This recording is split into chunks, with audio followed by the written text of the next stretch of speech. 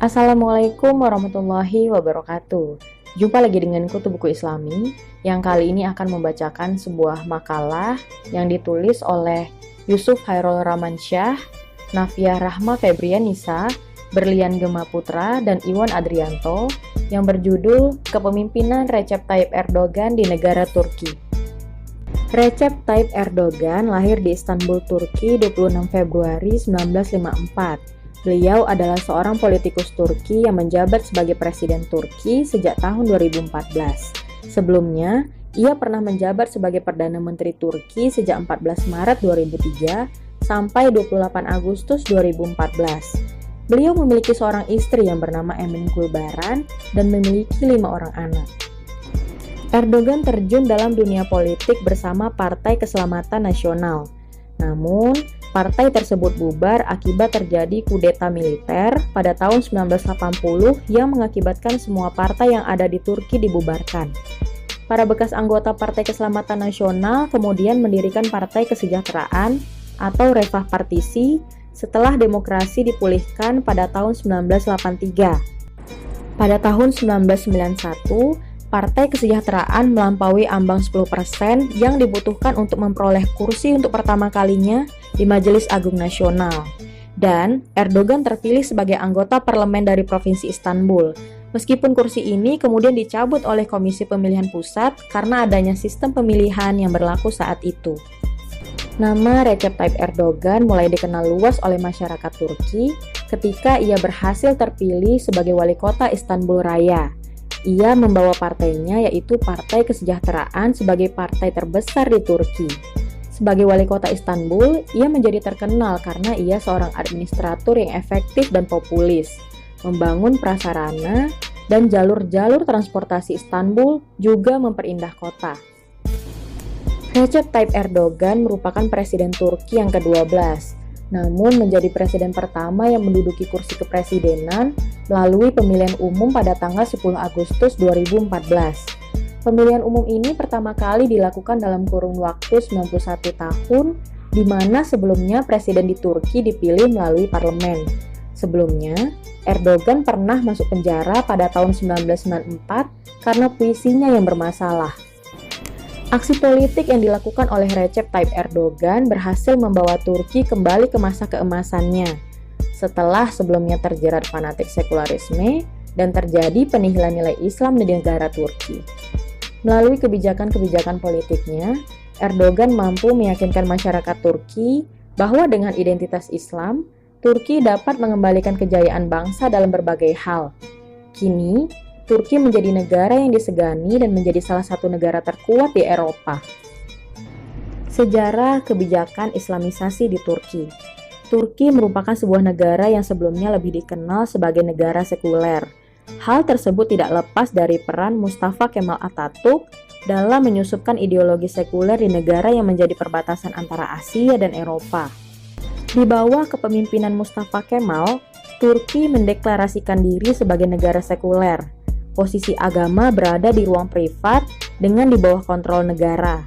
Namun, seiring dengan perkembangan yang ada, sekularisme menjadi faktor merosotnya eksistensi pemerintahan dan masyarakat Turki, sehingga hati nurani mereka bergejolak untuk menuju perubahan Turki yang lebih baik, dan hal tersebut terlihat ketika secara perlahan pendikdayaan militer dalam mengawal konstitusi warisan Mustafa Kemal perlahan mencair dan mengarah pada perubahan-perubahan yang sesuai dengan kebutuhan dan perkembangan di Turki. Gelombang demokratisasi di seluruh penjuru dunia pada tahun 1980-an diiringi gelombang kesadaran politik masyarakat sipil di berbagai belahan dunia. Dan khusus untuk Turki, keinginan untuk menjadi bagian dari Uni Eropa prasyaratnya adalah menjalankan demokrasi utuh, sehingga turut membuka mata banyak orang di Turki. Mereka melihat gagasan sekularisme ala Mustafa Kemal telah kehilangan orientasi dan mencoba bermain di jalur politik secara sehat. Mereka mendirikan partai dan mengikuti pemilu secara konstitusional. Hal itu juga dijadikan sebagai momentum kebangkitan politik Islam oleh kalangan menengah Muslim dan pengusung ide-ide Islam, disusul pendirian partai-partai berbasis Islam. Meski demikian, dalam perjalanannya, demokrasi ala Turki masih saja didominasi oleh partai penguasa beraliran nasionalis sekuler. Mereka cukup berpengaruh di Mahkamah Nasional. Mereka adalah para pengikut setia almarhum Mustafa Kemal. Akibatnya, banyak partai-partai berideologi Islam dibekukan karena alasan berideologi yang menurut mereka tidak sesuai dengan konstitusi Turki. Di sini, intervensi militer juga sangat kuat. Namun hal tersebut tidak menghalangi para pejuang yang mengusung konsep Islamisme di negara Turki. Dimulai dari sosok yang terkenal sebagai tokoh gerakan Islam dan mendapatkan kehormatan sebagai seorang pejuang Islam atas perjuangannya yang gigih, tak mengenal lelah sepanjang hidupnya untuk menegakkan cita-cita Islam di tengah kehidupan politik Turki yang sekuler. Masyarakat di Turki mengenalnya dengan nama lengkap Necmettin Erbakan. Ia membangun gerakan Islamis di Turki yang harus menghadapi kehidupan sekuler yang keras dan kuatnya dominasi militer yang menjadi garda depan sistem sekuler di negeri yang pernah menjadi pusat kekhalifahan Islam. Berawal dengan memenangkan pemilu tahun 1996 oleh partai yang dipimpin sendiri dan partai yang mengusungnya yaitu Partai Islam Refah, Erbakan kemudian melakukan kerjasama dengan pemimpin Partai Tanah Air, Tansu Çiller, dan kemudian membentuk pemerintahan Turki dan Erbakan menjadi Perdana Menteri. Tetapi umur pemerintahannya tidak panjang, hanya 1 tahun, karena dibubarkan militer Turki yang tidak ingin Erbakan mengembangkan pandangannya yang Islamis itu, kemudian menjadi sebuah kebijakan di Turki. Hal tersebut merupakan kasus pencegalan yang menimpa Necmettin Erbakan pada tahun 1997, saat memimpin dan merupakan salah satu contoh ketegangan nasionalis Islamis yang masih saja mewarnai kultur politik di negara Turki. Namun, perjuangan Islamisasi di Turki tidak lantas berhenti begitu saja. Seperti yang diketahui, Necmettin Erbakan memiliki seorang murid yang bernama Recep Tayyip Erdogan. Erdogan bertemu Erbakan pada saat masih duduk di bangku kuliah di Universitas Marmara untuk belajar ekonomi dan bisnis. Erdogan bersama dengan Abdullah Gül memegang tongkat estafet dalam mendirikan partai berbasis Islam. Langkah gigih dari keduanya dalam memperjuangkan ideologi Islam di Turki memiliki kesamaan dengan guru mereka.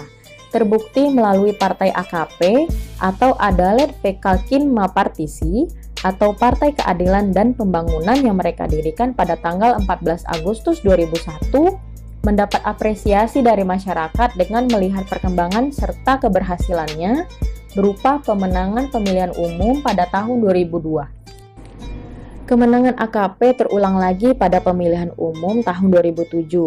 Partai yang dipimpin oleh Recep Tayyip Erdogan tersebut berhasil memenangkan jabatan strategis, yakni jabatan presiden yang diduduki oleh Abdullah Gül dan Perdana Menterinya adalah Recep Tayyip Erdogan yang menguasai mayoritas kursi di parlemen. Sepak terjang Erdogan dan kebijakannya salah satunya adalah mengembalikan kebiasaan lama yaitu pengajaran Al-Quran dan hadis di sekolah-sekolah Turki yang sudah lama dihilangkan dan kebebasan berhijab di kampus-kampus Turki. Kemajuan pesat negara Turki di bawah kepemimpinan Recep Tayyip Erdogan sebagai Perdana Menteri membuat Turki kini menjadi negara yang disegani sebagai salah satu negara terkuat di Eropa dan membuat namanya semakin melambung sebagai salah satu pemimpin terbaik di dunia. Pada pemilihan umum tahun 2011, AKP mendapat kepercayaan dari masyarakat untuk menang kembali, dan Erdogan menjabat sebagai Perdana Menteri di periode berikutnya pada pemilihan umum untuk menyampaikan aspirasi dari masyarakat Turki. Ketika masa jabatannya sebagai Perdana Menteri Turki telah selesai, pada tahun 2014, Recep Tayyip Erdogan kemudian mencoba untuk mencalonkan diri sebagai Presiden Turki dengan dukungan dari Partai AKP. Hasilnya, pada tanggal 10 Agustus 2014, Erdogan berhasil terpilih sebagai Presiden Turki melalui pemilihan umum, menggantikan presiden sebelumnya dengan masa jabatan selama 5 tahun. Keberhasilan Recep Tayyip Erdogan merebut hati rakyat Turki adalah bukan program ekonomi atau sekulernya semata, tetapi terutama karena program Islamisasinya yang mengesankan.